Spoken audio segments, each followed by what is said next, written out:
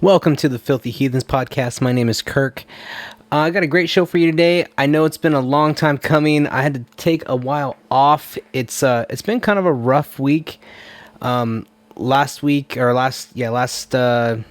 Saturday, I had to take the day off. I had to get my son COVID tested. So my son has really bad allergies and he got a cold at the same time. So he had every COVID symptom and then some. So we took him in, we got him tested. Luckily, he's okay. However, he decided to pass on his cold to me, my wife, and my daughter. So we've all been just struggling trying to get through it. And so this is the first time I've been a parent where I've been sick and my kid has been sick.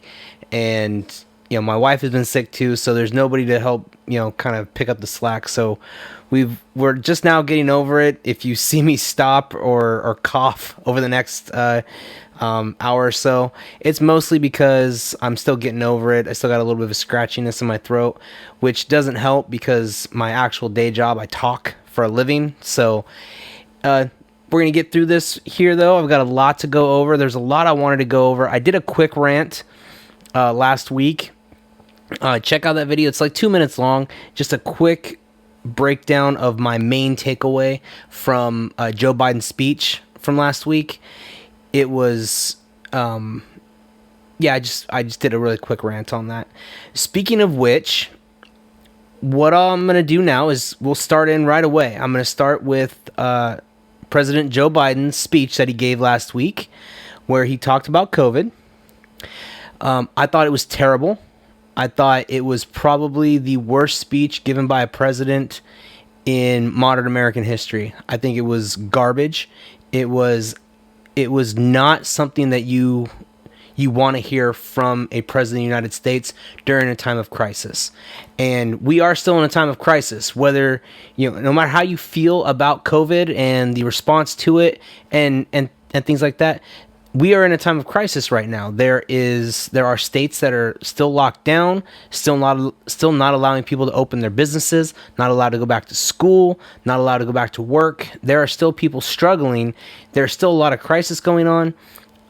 There's other crises happening, by Biden's own fault. We can talk about what's going on at the border some other time, but this speech would just highlighted several things. It highlighted how incompetent he is. It highlighted how he's really just going with the flow of wherever the far left kind of takes him. And he is still using fear as a method of control for people, and that's what he wants. He wants to use that fear to control us still, even though that fear is largely, most people are kind of like, okay, the vaccine's here. All the people that we were worried about should have the vaccine by the end of the month. I think we're good. We're done. And he's still trying to keep that fear going.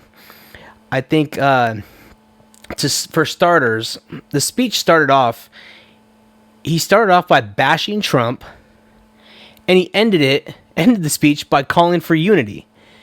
And I'm like, you can't have both, you dumbass. So I watched that speech thinking, I was like, well, he started this whole speech off bashing his predecessor who gave him the vaccine. Remember, the vaccine is created under Trump. Donald Trump made sure that Joe Biden could get the vaccine before Joe Biden became president. But he started off bashing Trump for how he handled the virus. He made sure that we had had a vaccine in record time. Everybody was saying that we were going to have 2 million deaths. We're at 500,000, 100,000 of which have happened under Biden's watch. So Trump has 400,000 deaths in 10 months. Biden in 2 months has over 100,000. Biden had a vaccine the entire time. Trump didn't. Trump didn't have a vaccine for 8 months. So you can basically see, Trump is basically responsible for all the good things that are happening now as it relates to COVID. Biden, however, used this speech to try to take credit for anything that's good that's going on, which is garbage, because he's saying, oh, we're going to get to 100 million doses of the vaccine way ahead of schedule. Great. We were at 1 million doses per day the day you took office. So, yeah, if you had 100 million doses, in less than your first 100 days, that's a failure on your part. So congratulations, you did exactly what Trump told you to do during the transition. Good job, dummy. So I really feel like this speech was overall him trying to jump out in front of the parade and just pretend he's been leading it the whole time. The speech was terrible. Not only does he just keep promoting this fear and angst about COVID that really is completely unwarranted at this point. I think anybody who's still afraid of this virus, you need to be an unvaccinated person that is either over the age of 65 or you have some sort of some sort of medical issue that either prevents you from getting the vaccine or you're at a high risk. If you're not a high risk individual, then you should not be responding to the fear mongering that's going on about this virus. But going back to Biden's speech, though, he basically is trying to take credit for everything Trump did, but he's still trying to present this gloom and doom mentality to us. And that is not the president's job. The president is supposed to be the cheerleader for the country. He's supposed to be saying how great we are and how even during struggles, we're going to come out of this and things are going to be great. He didn't come across like that at all. He came across as, shit's fucked up and it's going to be fucked up for a while and maybe things might get better, but they probably won't. So you need to still be afraid for right now. No, dude. I mean, that was all I said. I brought this up in my quick rant video. Check it out. You gotta be fucking insane to think that everybody's gonna be vaccinated by the end of May, which is a great goal for him to set. Biden put that in his speech. A great goal of, we're gonna try to get everybody scheduled for a vaccination, eligible for a vaccination by May 1st, and then by the end of May, we want every adult vaccinated. Great. All right, that's a great goal to have. The problem is that even at that point, he's still saying a month and a half later, you can't get together with basically anybody outside your household for 4th of July, for a 4th of July barbecue or, setting off fireworks in a party or something like that. Fuck that. You're out of your damn mind. As soon as I get this vaccine, I'm throwing my mask away and that's it. I mean, I have one mask that says I'm only wearing this so I won't get fined. I'll probably keep that just in case there's some businesses who are trying to cover their ass and they just want to make sure, like, hey, we still have the mask mandate here. We get it, all that stuff. Just in case, I don't want to put businesses on the spot. They're just trying to make a living in this rough thing. They're trying to keep people employed. With all the Black Lives Matter and Antifa stuff going on, they're lucky their shit hasn't been blown up. So, I get it. I'll keep one mask, but it'll be that mask that says, I'm only wearing this so I don't get fined. But every other mask is gone. I'm not playing this game anymore. I'm done. And as soon as I'm vaccinated, it's over. That's the end of the story. I don't give a fuck anymore. So, once all that's done, that should be the end of the story. That should be the president's whole take on COVID. We have a vaccine. As soon as every adult is vaccinated, it's over. As soon as every adult is vaccinated, go back to normal. All mask mandates are done. You can fly freely. Everything's good to go. That should be the message that we're getting from our president of the United States. Hey, times are still tough. Maybe you don't try to keep yourself a little bit away from public spaces if you can. Try to still, wash your hands, be vigilant, all that stuff. I get it if he wants to go that route. That should be the thing from our president of the United States. What he should be saying is, look, we're playing this extra cautious. I'm playing this extra cautious. We need to make sure everybody's vaccinated. Once all the adults are vaccinated, you're good to go. Go back to normal. By him saying that even once all the adults are vaccinated in this country, that you still can't go back to normal, that you still can't have a huge party at your house for 4th of July, to say that you still cannot get rid of the masks, to say that we still need to live in fear of this virus, which has a 99% survival rate. To say this over and over again, you're trying to make sure this virus never goes away. And we cannot have that anymore in this country. This virus needs to be over. But Joe Biden is the speech was awful. It was not what you need from an American president. He is so far just been he's had a worst presidency. The first 2 months of his presidency, this has been the worst 2 months I think of any presidency. I mean, I really think since like the second Bush term. I mean, I think George W. Bush. George W. Bush started off his second term with all this great. Oh, we're gonna do this. We're gonna privatize Social Security. We're gonna do all these things, and he got fucking shut down by his own party. He got shut down by. The war in Iraq was not going very well. I mean, he just got brutalized for his first. For like 2 months straight. I mean, but Joe Biden is putting him to shame. Joe Biden has had over 100,000 deaths from COVID. They're all him. He's had a vaccine his entire presidency. So all these deaths, they're on Biden's total. You can take them off the Trump board. Those are on Biden. And that's with a vaccine in 2 months. So Joe Biden just decided to chalk this all up to, I don't know what he's doing. His speech was awful. It was gloom and doom. It was fear-mongering, and it was very uninspiring. And if this is what you voted for instead of Trump, Trump said a lot of mean things on Twitter. Trump lied a lot. He was he liked to lie about things, but at least Trump didn't lie. Trump would lie about stuff that nobody cared about. The size of a crowd, the how big his hands were. Nobody gives a shit about that. When it came to something like COVID, Trump did not lie. So Joe Biden is lying to make sure that he can keep control of power. That's really what's going on here.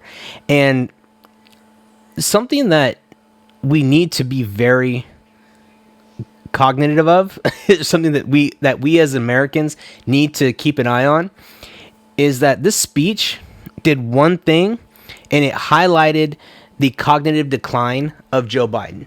Joe Biden is really, we knew he wasn't doing well mentally for a long time. I mean, he's always been a dumbass, but we knew that something wasn't right upstairs for quite a while. And we saw it all the way through the campaign. And it's just been highlighted. It was highlighted in this speech. I mean, he started off blundering the first word of the speech. I mean, right away, just the first major announcement, first major talking to the American people, and he blundered the first word and had to trip over himself. It is highlighting every time he goes out in public or says anything, it highlights his cognitive decline. And this speech just, I think it highlighted the fact that he is corrupt. He's trying to keep power any way he can. And also the speech highlighted how his mind is going to fail him. And it keeps failing him. And this is only his first 60 days. I mean, he's got 3 years and 10 months left, at least. I mean, this does not bode well for him over the next, even the next 6 months. I mean, I don't know how he keeps going. But his cognitive decline is, I guess, kind of, we all knew that when he was choosing a vice president, he was planning that was a just in case. Right when he chose his vice president, everybody assumed that person was going to be president at some point in that first term. And at the very least, Joe Biden was not going to run for a second term, and that vice president was just his heir apparent to run in 2024. So we all knew that. And what it looks like right now is it does look like Joe Biden is already transitioning Kamala Harris to be president of the United States. It looks like that's already being set up. I mean, we're seeing some articles in the New York Post. Kamala Harris is already taking foreign calls. So she's meeting with foreign diplomats and foreign leaders, or she's making calls with them on Biden's behalf. So solo with, obviously she has some aides in the room and stuff, but, without Biden, she's just doing the calls herself. So these people are speaking to her as if she's already president of the United States. I think you're seeing that a lot. I think you're going to keep seeing that. You're going to keep seeing Kamala Harris talking to foreign leaders, which is kind of weird because she has no foreign relations experience whatsoever. So now all of a sudden she's acting as president. That seems kind of odd to me. That someone with no foreign policy experience is just all of a sudden, okay, here you go. Now you're talking to world leaders on major subjects of foreign policy. Something seems wrong there. But it's not wrong. It makes perfect sense if you're trying to transition her to be president sometime maybe before the midterms. And it would not surprise me, January 4th of 2023, which is when the new Congress will take over. Would not surprise me at all. Joe Biden's like, I can't do this anymore, I'm done. And just resigns. So there you go. Kamala Harris is president, and we got rid of Joe Biden. And that sounds very feasible to me. My only concern is that I think it's a slap in the face to all women that the first woman president will not have been elected. I think that's pretty garbage, a garbage thing to happen, because I mean, I wanted a woman president back in 2008. I wanted Condoleezza Rice to run for president. I wanted her to run in 2012 for that matter. So I've been cool with a woman president for a while. I think I said back as early as 2001, I thought Condoleezza Rice would run for president. And I had a bunch of my liberal friends tell me, yeah, I'd totally vote for her. She's great. So, I even said, I think in 2016, there was another, who was I wanted to run? I think it was, I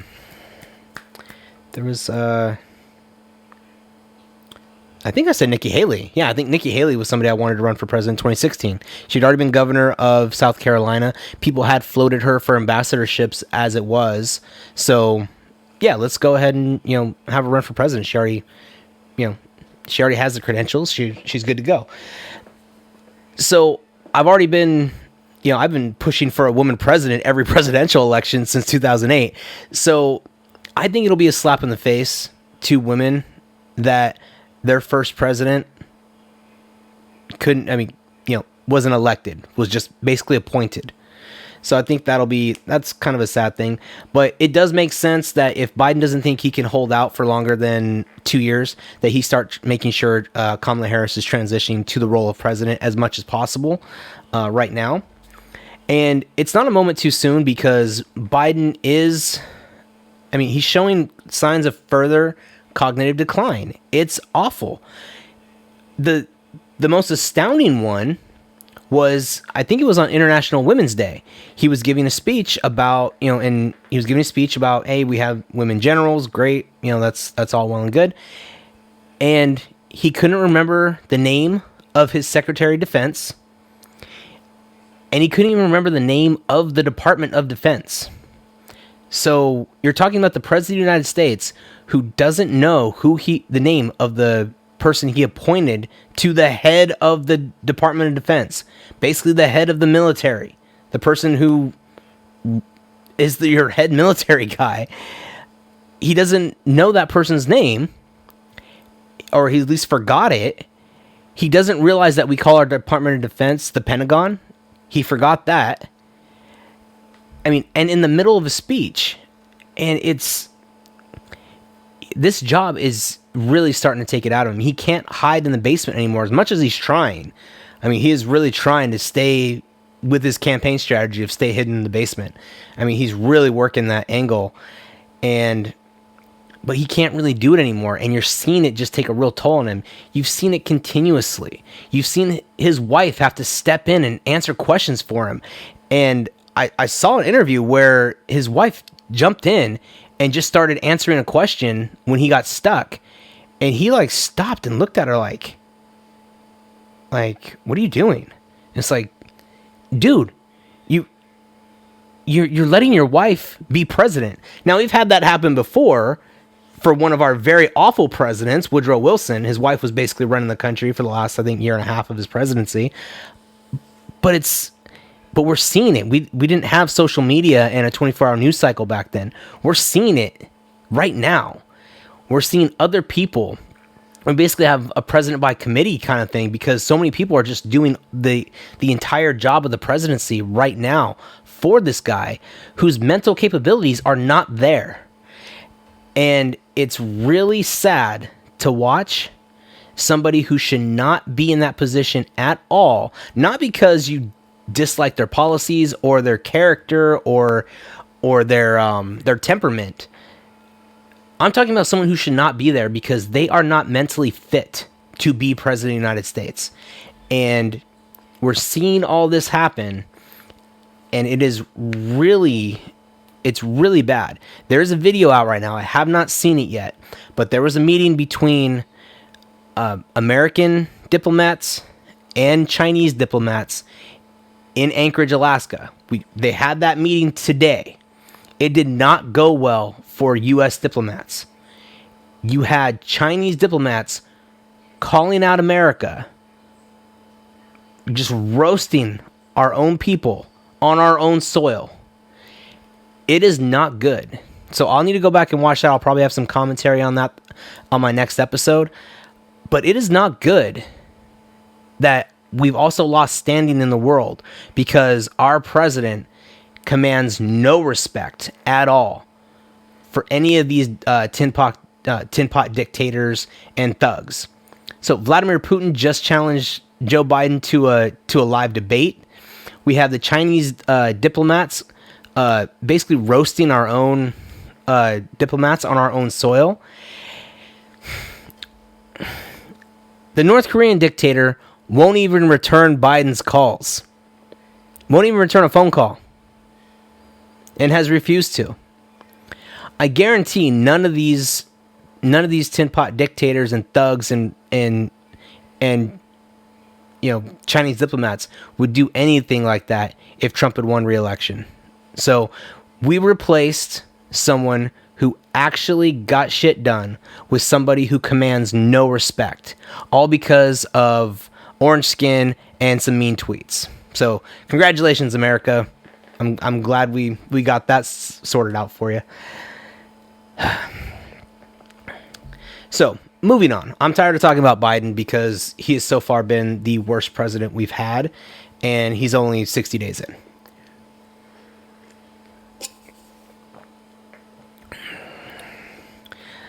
Let's talk about something else. So, something else entirely different. I'm going to talk about the Prince Harry and Meghan Markle interview with Oprah. Let me start with something very simple. There were 3 people during that interview with a combined wealth of over $4 billion. All 3 of them talking about how they were being oppressed. It's pathetic. It really was. So I was watching the interview, and I tried to go into it with an open mind, even though I heard a lot of stuff about it already before I watched it. So I tried to go into it with an open mind. Let me just start with this. Oprah is a terrible interviewer. I mean, maybe she was good back in the day. I don't know.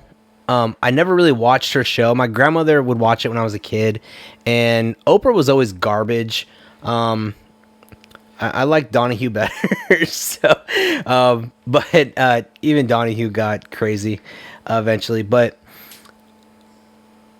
yeah, Oprah's terrible. She's a terrible interviewer, and a lot of times when you see these expressions during the interview, the whole they're all gifs now,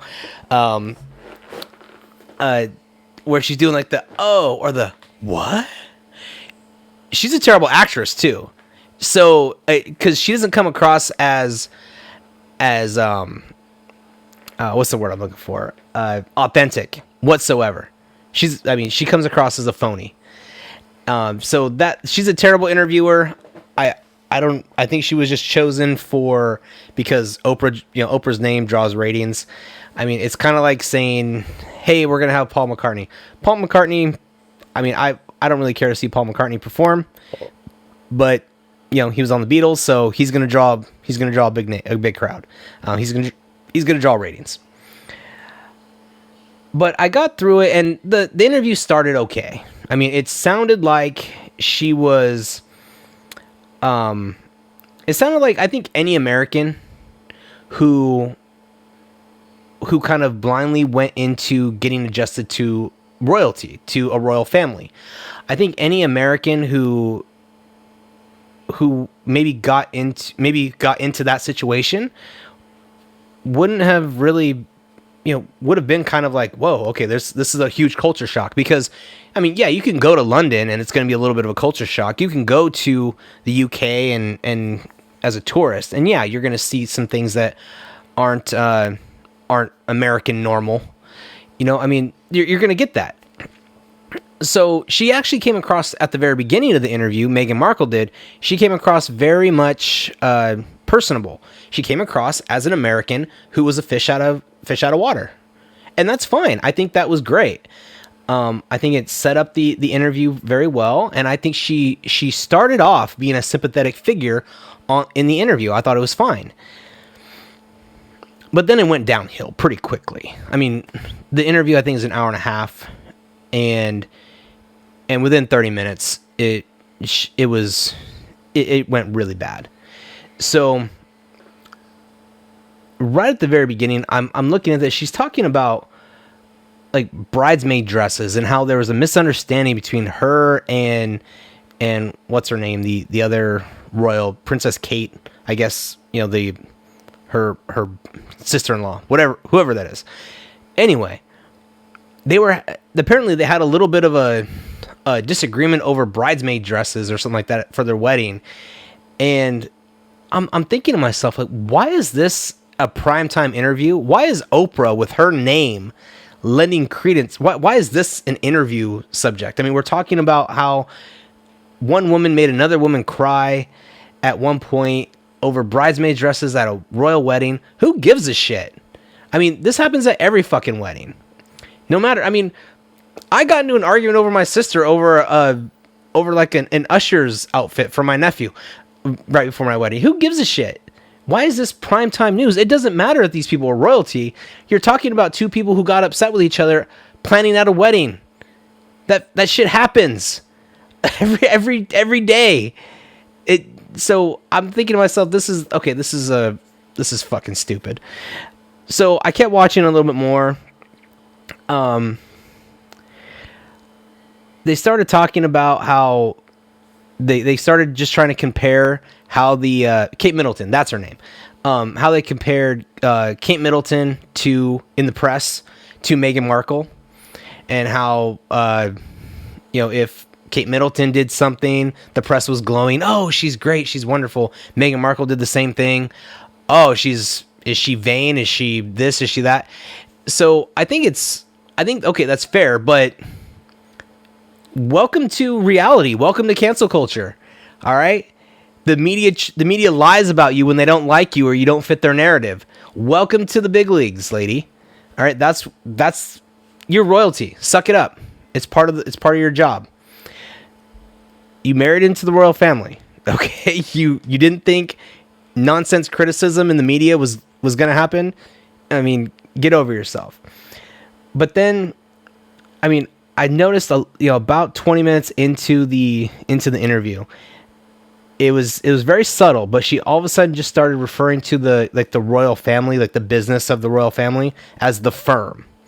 Now, I don't know if that's a leftover from her time on the show Suits, but she just started referring to them as the firm.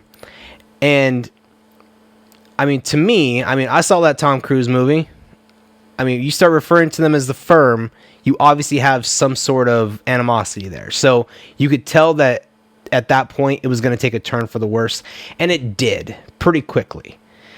It was, this started off good, and then it turned into, I'm going to bash my husband's family. And it just went from there, and she just kept going with it. I had to turn it off, I think at about 40 minutes in, is when she started talking about how when her son was going to be born, they weren't going to give him the title prince, and they weren't going to provide him any kind of security. And I don't think I've ever watched somebody say something and immediately just watch them and watch the words come out of their mouth, and as soon as it came out of their mouth, go, "You're a fucking liar." But that's probably the only time I have ever really just kind of, that's just the first thing that popped in my head. You're a fucking liar. Because that doesn't sound correct at all. I mean, maybe somebody, if you have a comment, if you can prove me wrong on that, I would love it, because that maybe it was just me, having some sort of bias from the commentary I've heard on this interview. But the first thing that came into my head was just like, you're a fucking liar. There's no way in hell that you're going to have Prince Charles. He's going to be king here soon. You're telling me that he's not going to provide security for his grandson. That is the dumbest thing I've ever heard in my life. That is not going to happen. Not only that, but who's after Charles? It's William, I think. Is it William? Prince William. You guys can clear me up on the royals. I'm an American. I haven't had to give a fuck about the royals since 1776.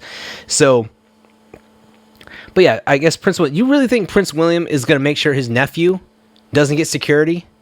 You're out of your damn minds if you think that this family is not going to make sure that this kid's taken care of. That's just ridiculous. So once it got to that, and she started saying stuff like, oh, they were worried about the color of his skin once he was born. Okay, let me tell you something here really quick. I am half Mexican. So my dad is of European descent, and my mom is of Mexican descent.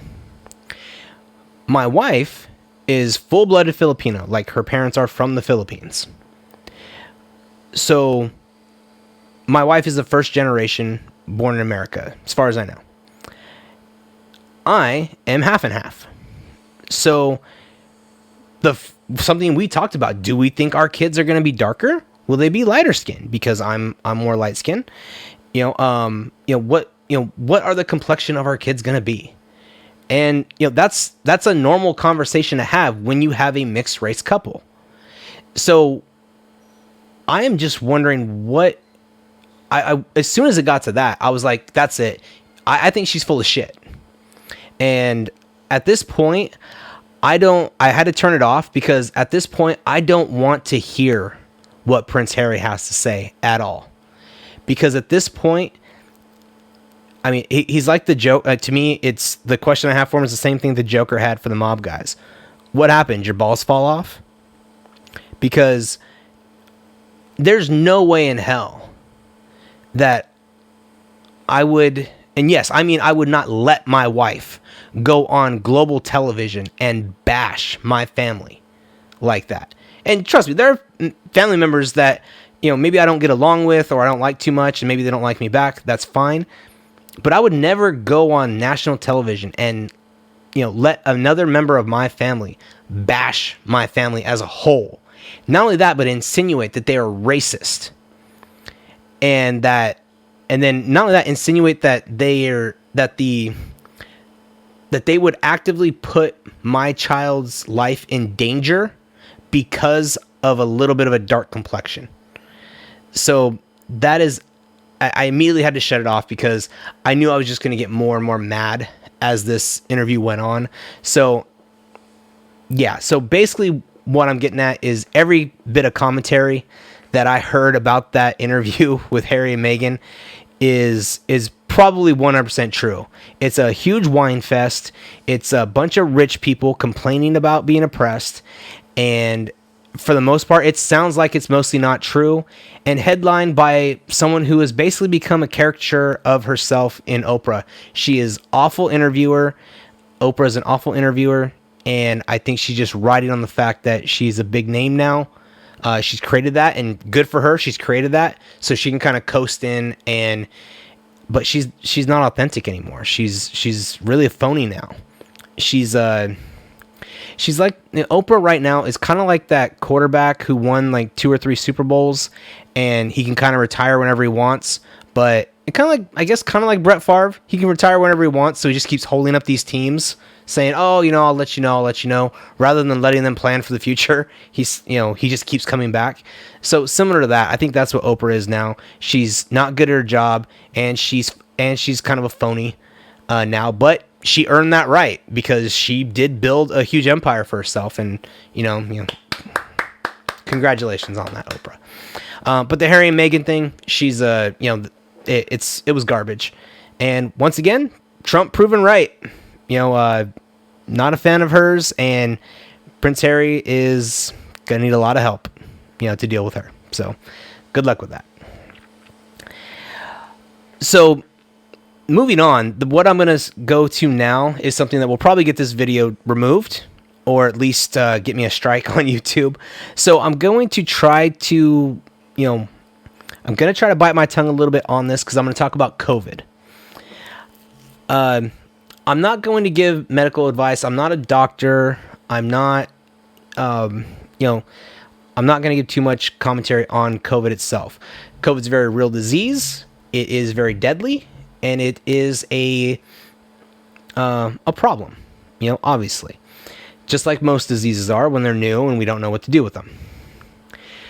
So what I'm mostly going to do is I'm going to give my take on COVID, but more as like a prediction, kind of how history will take a look at COVID overall. What we will see in the future when we go and look at the numbers and really review the history of it, and kind of what I think history will say about the whole COVID era, the year and a half, 2 years of COVID. So for starters,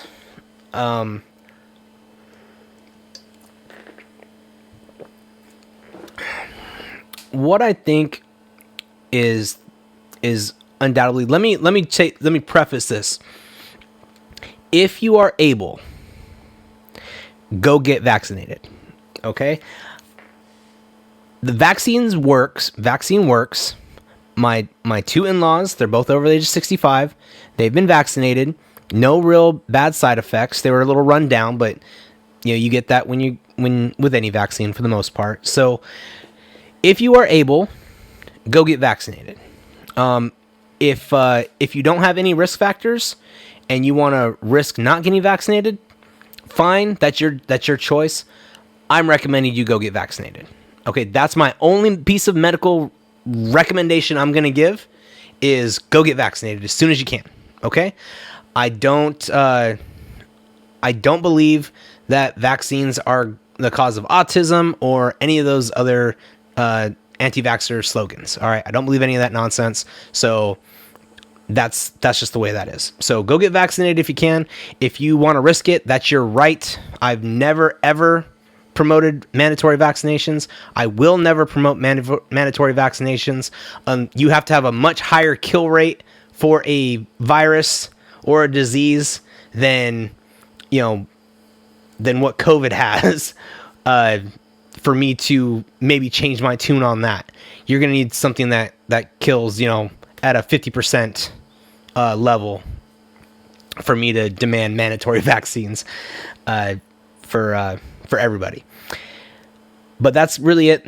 Go get a vaccine if you can, and especially if you have a risk factor and are still able to get the vaccine. If you're over the age of 65, we found out recently that most, and by most I think it's close to about 80% of people that died from COVID, the main thing that most of them all had in common was they were obese. So if you're like me, I've put on quite a bit of weight. So for my friends that knew me in high school and college, maybe haven't seen me in a while, I'm fat now. I'm about 200 pounds. I'm a big fatty. So I should probably go get it just based off of that. I should probably go get the vaccine just based off of that, because that seems to be kind of the biggest risk factor besides your age. So, like I said, go get the vaccine. However, my prediction for how history is going to look at COVID is, I think we're going to look back and realize that we wasted a year to 2 years of our lives trying to control a virus that really, I don't want to say wasn't a big deal, but we should not have been as afraid of. Now, I understand at the beginning why we were so scared. This is a novel virus. We had no idea what we were dealing with. At the beginning, you had a lot of the media saying, "Oh, this is just the flu." I mean, they were saying that white supremacy was a bigger deal than COVID-19. So I get it. I get why things changed, and we said, wait, hold on. Okay, we have to take this really seriously. I get all that, and I understand the why lockdowns happened and why there were mask mandates and things like that. But I think we're going to look back and realize that those lockdowns and mask mandates were completely overblown. I think we're going to find out that lockdowns really didn't help at all, I think is what we're going to see. Maybe they helped a little, but I don't think it's going to be worth the destruction to a lot of people's livelihoods and lives. I think we're going to look back and go, yeah, we saved some lives from COVID, but the number of people that committed suicide and got addicted to opioids and other types of drugs and basically killed themselves through drugs and other types of vices that cause problems, and then your general suicide from depression and loneliness. I think we're going to look back and go, yeah, we may have saved some lives from COVID, but we end up killing people with the lockdowns as well, and that was not a trade-off that really ended up being a net positive. I think that's what we're going to look at. Same thing with mask mandates. I know everyone says wear the masks, but if you look at the packaging that a lot of your masks come in, the cloth masks that you put on, if you look at the packaging, a lot of it says will not protect you from COVID-19 and does not prevent the spread. So a lot of these cloth masks outwardly say they will not help fight the spread of COVID-19, especially, I think the CDC website, it's either CDC or WHO, their website says, yeah, if you touch the mask at all, any hope that it provides is completely gone. So I think we're going to look back. We're going to see that these lockdowns and mask mandates were completely overblown. I think we'll be forgiving of the lockdowns and masks mandates for about 6 to 8 weeks. So the lockdown started, I believe it was March 16th. I think at least in California, I live in California. I think they started in, I think, March 16th. So, welcome to 1 year of the 1 year anniversary of 2 weeks to slow the spread. So I think you're going to see that having that lockdown for a short period of time, based off of the reasons they gave us for why, we need to make sure that we're slowing the spread. I get that. We don't want to overwhelm our healthcare system. That was perfectly fine. Okay, we're going to lock down for a little bit, try to slow the spread a little bit, and try to make this work. I get all that, but I think we're going to look back. You're going to see countries like Sweden, who basically didn't lock down at all. The only thing they did is really kind of protect the old people, and they're really kind of right in the middle of all the countries on their spread. They're doing better than a lot of the countries that have draconian lockdowns, like Australia, like Italy. They're doing better. I think also, I think we're gonna look at countries like Sweden and go, we really should have done what they did. I think when it comes to the United States, we're gonna look at states like Florida, like Texas, and go, okay, these states had some lockdowns. They kept the mask mandate.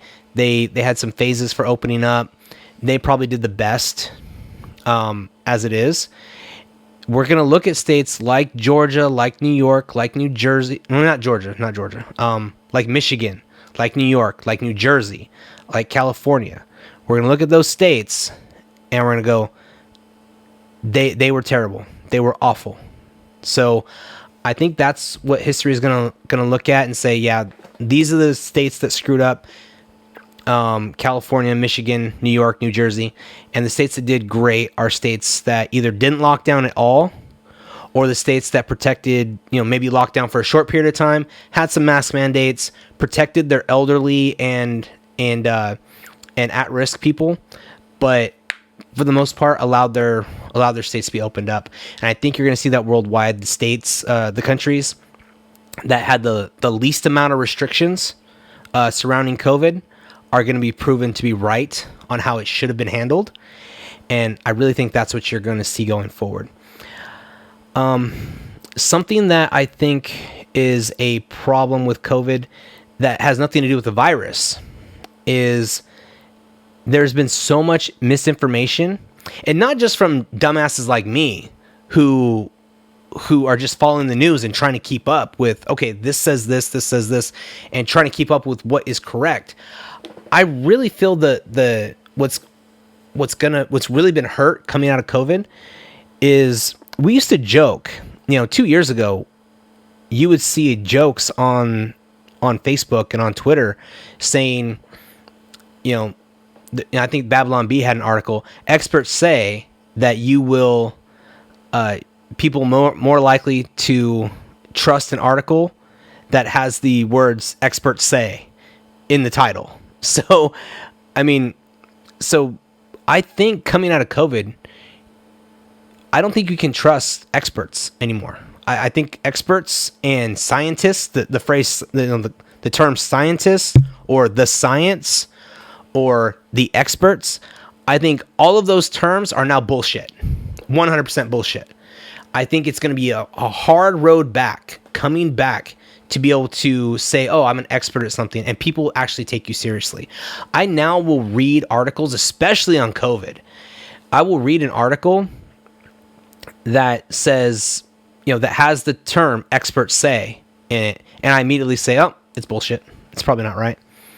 I immediately will see, oh, Fauci says. If Fauci says it, I assume it's a lie. That motherfucker has lied so much since last March. How does he still have a job? He gets paid more than the President of the United States. He's paid more than Joe Biden. Now, I started this video by saying Joe Biden is the most ineffective president we've ever had in his first 60 days in office.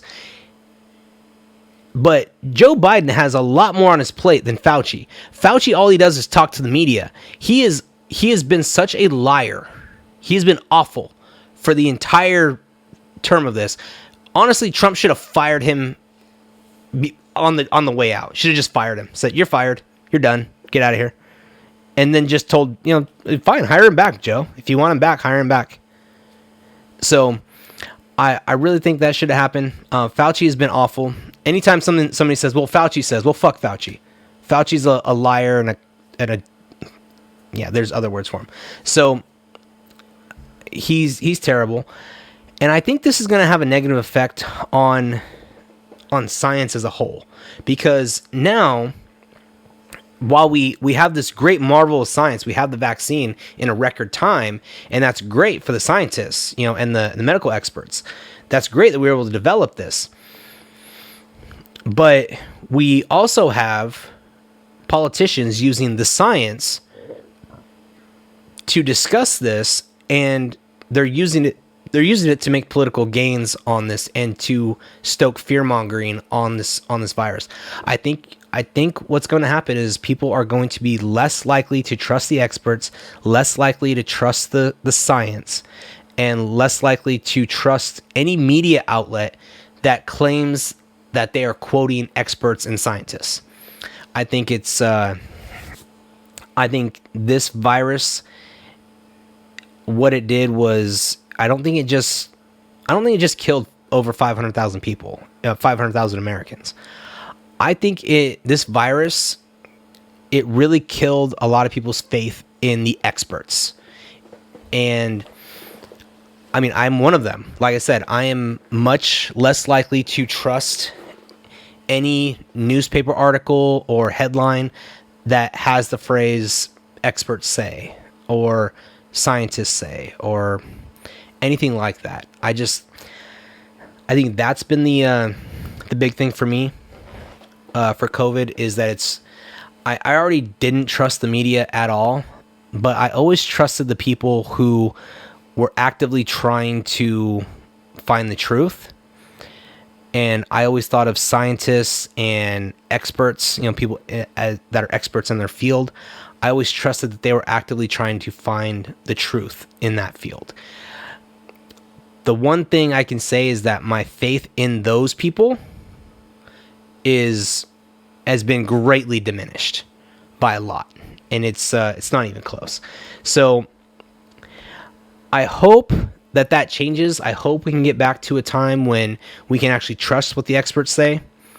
But I think I think COVID has done, I don't want to say irreparable damage, but has done a lot of damage to all the people that work so hard in their field of expertise, especially around scientific endeavors, biology, chemistry, all of that, all the things that go into producing vaccines and therapeutics and things that help you get over contagious viruses, get you healthy again.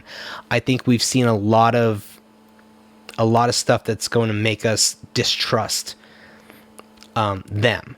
I don't know if and here's the thing is, this is where I'm a little shady. I don't know if this is going to make us distrust the experts or if we're going to just distrust the media when they say the experts, because we all know we can't trust the media.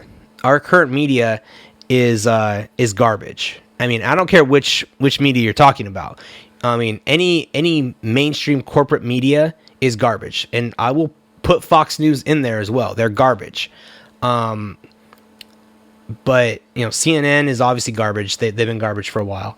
MSNBC has always been garbage, and I think after this week, CNN and the Washington Post having to issue retractions on the story about Trump demanding that an election official find the fraud in Georgia, after them having to come out and say how they lied. They retracted it, but they basically had to admit they lied, or at least their source lied to them about that. The fact that they come out and do that, I think, shows that CNN and Washington Post cannot be trusted whatsoever at all about anything. So if you have a subscription to the Washington Post, if you watch CNN, stop it. They have actually proven themselves to be nothing. They're garbage. They make up stories, and that's what they do. And they only had to do this. They only had to retract this when the audio came out of the phone call, the entire audio. Once that got released, they were like, "Oh shit, we got caught." So I'm really looking forward to the day when those two media outlets are boarded up alongside the New York Times. Those are the three. CNN, the New York Times, and the Washington Post are the three most illegitimate news sources you can get your news from these days. So, but I really hope that that's the case. I hope that us as Americans, when we come out of COVID, we're taking a look and saying it's our media, our news media, that cannot be trusted, and we need to hold them accountable to telling us the truth, as opposed to holding a grudge against the experts who I hope throughout this time were only trying to get us the best information, and they were doing their best, but it got filtered through these scumbag corporate news media outlets. So I'm hoping that's the case, but I really feel like the main thing that we're going to take away from COVID in the future, I think when we look back 20 years from now, we're going to look back at the COVID years and say, that was awful. I can't believe we destroyed so many lives and livelihoods. And we, out of just pure fear. And I think we're going to find out the lockdowns were overblown. I feel like the mask mandates are going to prove to have been either ineffective or counterproductive. And I think that's what's going to be I think that's what we're going to see in the history in the future. I think that's what we're going to look back on and go, we did the best we could, but I think we botched a lot of this stuff. And I think it's a lot of the stuff that's still going on that needs to end, especially once this vaccine hits everybody. So that's my take on COVID. What I think COVID's going to look like in the future, how history is going to judge us on our response to COVID. I think the only good thing that came out of COVID is that, we know that when the government gets out of the way, we can produce a vaccine for a novel virus in very short order. So I'm glad that's happened, but I hope we can repair the damage that's been done by our media to our experts in the medical and scientific fields. So that's all I've got for today. Went over a lot of great topics today. So Joe Biden, his awful speech and his cognitive decline. We talked about the Harry and Meghan Markle fiasco. That was just, it was unwatchable after about the first 10 minutes. So good luck if you want to watch that garbage, but I had to shut it off. It was terrible. And then just touch briefly on COVID. And, COVID is the big deal still. And I'm hoping that by 4th of July, not only are we not wearing masks, are we not limiting our party sizes. What I hope is that we are setting off more fireworks. I hope we are sharing each other's drinks, and I hope we are,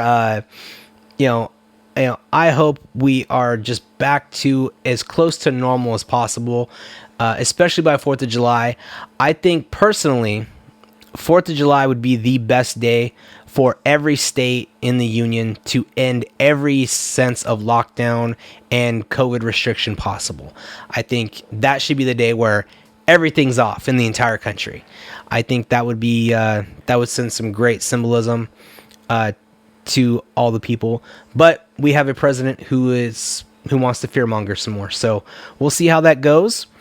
But if you have any ideas for show ideas, I'm already gonna do a show, I think, on how Biden's team botched the meeting with China on our next episode. I'm still working on some other ideas, but if you have any ideas for what you want me to discuss on this podcast, please leave some comments. Let me know. If you think I'm full of shit, please go ahead and comment. You're full of shit. Do whatever you like. That's fine. Go ahead and comment. Just make sure you like, share, and subscribe. Make sure you put this out there. I'm trying to just grow the channel. I know when I started this podcast, I said, look, I don't, I have no, there's nothing I expect. I have no expectations for this podcast whatsoever. Right now I'm at 10 subscribers. I don't care. I'm having a good time doing it. But go ahead and put it out there. Like, share, and subscribe. And tell your friends. Go ahead and have them just check me out, see what they think. I try to be as even keel. I like to think of myself as just like your average, more conservative American out there, just the regular guy. So just tell me what they think, and just keep supporting my work. If you want to support my work, I'm at filthyheathens.locals.com. You can give me your money there. But I think the best thing to do is to, just like I said, keep sharing, share, and just keep hitting that like button. And I will talk to you guys later. Thanks, everyone.